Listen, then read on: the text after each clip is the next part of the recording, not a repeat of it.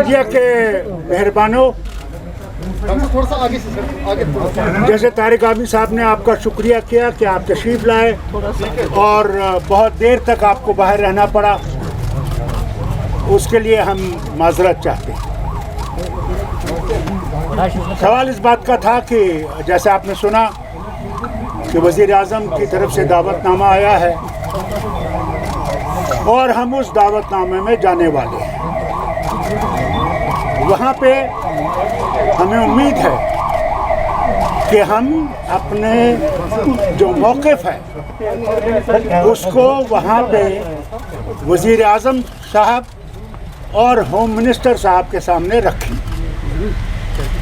और उसके बाद जब वो मीटिंग ख़त्म हो जाएगी हम आपको भी ब्रीफ करेंगे यहाँ पे और दिल्ली में भी उनको ब्रीफ करेंगे कि हमने वहाँ क्या किया, क्या कहा और उनका रद्द-ए-अमल क्या था। यही हमने आपसे कहना है। सर, क्या हो जाएगा जो 5 अगस्त के कबल हमारा मौक़िफ़ जो है वो आपको मालूम है, उसको दोहराने की ज़रूरत नहीं है। हमारा मौक़िफ़ जो है वो है और रहेगा। भैया एक आदमी पीछे तो बात करेगा। मीटिंग में जा रहे हैं सर, क्या सारे जितने भी लीडर्स हैं सारे जा रहे हैं? जिनको उन्होंने बुलाया है, महबूबा जी, मुझे, तारिक आमिर साहब को और जिनको भी हम में से बुलाया है, हम लोग जा रहे हैं। हमें उम्मीद है क्योंकि ये दावत जो है, क्या बात कर रहे हैं, ये दावत जो है ये लीडरों को अलग अलग दी है, इसलिए हमें उम्मीद है कि वो इन सब लीडरों को अपनी पार्टी की तरफ से, क्योंकि ये इंडिविजुअल लीडर्स हैं, इंडिविजुअल पार्टीज हैं, इनको भी वैसे ही दावतनामा आएगा जैसे हमें आया है। डॉक्टर साहब, क्या आपको मालूम है कि इस मीटिंग का एजेंडा क्या है? आप जरा ब्रीफ करेंगे, जिनको इन्विटेशन आई है क्या सभी लोग जा रहे हैं और साथ साथ में ये भी जी हाँ, सब जा रहे हैं और आपको पूरा मैंडेट जो डॉक्टर साहब हम बात करेंगे वो सबकी तरफ से होगी। मेरा जो, देखिए, ये भी बात करेंगी अपनी तरफ से, मैं भी बात करूंगा। हमारा जो मौक़िफ़ है वो सबको मालूम है।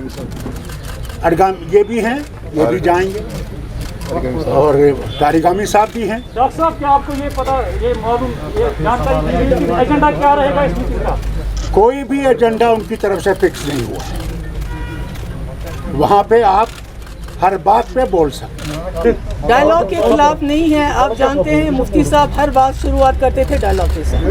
वी आर नॉट अगेंस्ट, हम डायलॉग के खिलाफ नहीं है, पर हम ये ज़रूर चाहते थे कि कुछ कॉन्फिडेंस बिल्डिंग मेजर्स होने चाहिए।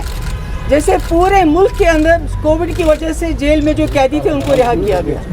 जम्मू कश्मीर के हवाले से भी ये होना चाहिए था, जो हमारे सियासी कैदी हैं या दूसरे डेटेनीज़ हैं उनको रिहा किया जाना चाहिए था। अगर वो वाकई चाहते थे कि वो जम्मू कश्मीर के लोगों को रीच आउट करना चाहते हैं, हम लोगों को रीच आउट करना चाहते हैं, जिनको पिछले 2 साल से उन्होंने इतना ह्यूमिलेट किया है, तो मैं समझती हूँ कि कम से कम ये उनको करना चाहिए था। मगर इसका कतई मतलब नहीं कि हम डायलॉग के खिलाफ हैं।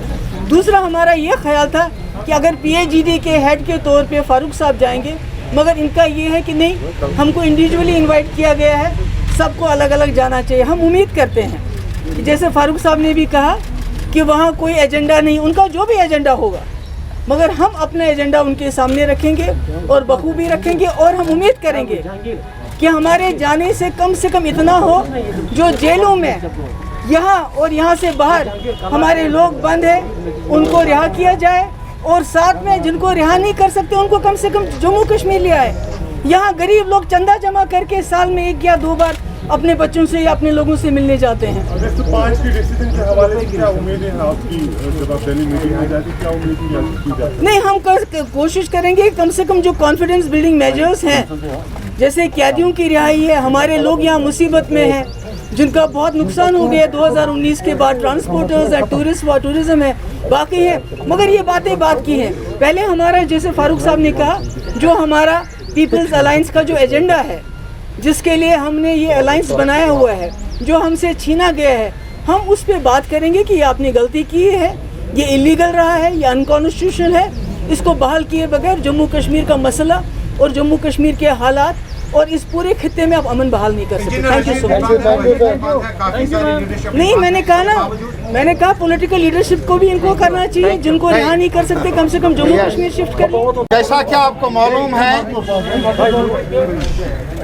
کہ پرائم منسٹر آف انڈیا نے میٹنگ رکھی ہے 24 تاریخ کو 3 بجے دہلی میں, اور جموں کشمیر کے لیڈروں کو دعوت دی ہے اس میں شرکت کے لیے.